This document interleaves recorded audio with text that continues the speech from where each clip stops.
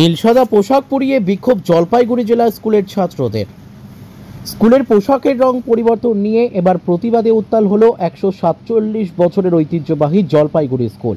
স্কুলের বর্তমান ও প্রাক্তন ছাত্ররা ক্লাসরুম থেকে বেরিয়ে প্রতিবাদ আন্দোলনে সামিল হয়।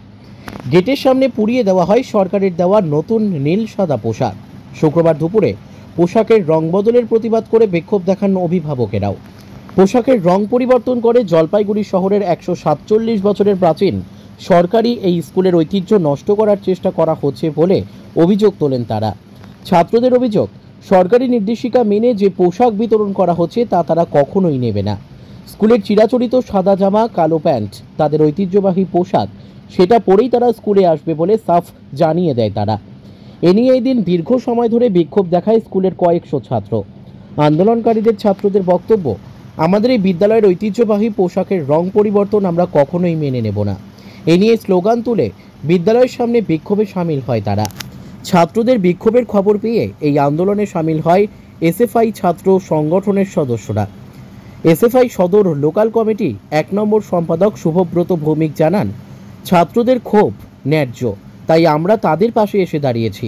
সরকার যতই চাপ দিক, কোনোভাবেই নীল সাদা পোশাক পরে স্কুলে আসবে না ছাত্ররা। জলপাইগুড়ি থেকে দীপশুভ্র সান্যালের রিপোর্ট, আমাদের টিভি। আমি স্কুলের জলপাইগুড়ি জেলা স্কুলের প্রাক্তনী। আমি ব্যাপারটা হচ্ছে 147 বছরের আমাদের পুরনো স্কুল, এবং কি এটা আমাদের স্কুলের ঐতিহ্য। তো এই স্কুলের এই নীল সাদা ড্রেস আমরা মানছি না, জাস্ট এটুকুই আমি বলি। পুরার দিলা ড্রেস আছে, হ্যাঁ, স্কুলের যে ছাত্ররা আছে তারা এখন সেই ড্রেসগুলো বের করে তারা পুড়িয়ে দিল সেই ড্রেসগুলো। কতজন প্রায় এখানে দেখতে পাচ্ছি, এখানে আনুমানিক গোনা নেই এখানে কতজন আছে। কি কারণে আজকে কি প্রতিবাদ? আজকে আমাদের জেলা স্কুলের প্রত্যেক ছাত্ররা আমাদের পাশে পিছনে প্রত্যেকটি ছাত্ররা আমাদেরকে জানায় যে স্কুলে নীল সাদা ড্রেস দিচ্ছে। 146 বছর ধরে সাদা জামা, কালো প্যান্ট, এই ঐতিহ্যবাহী যে স্কুল ড্রেসের বিরুদ্ধে আজকে স্কুলের কর্তৃপক্ষ জোর করে ছাত্রদেরকে ড্রেস দিচ্ছে। তার জন্য আমাদের ভারতের ছাত্র ফেডারেশন সদরাঞ্চল কমিটি একটা জানায়, আমরা এখানে আসি, ছাত্ররা এখানে এসে দিয়ে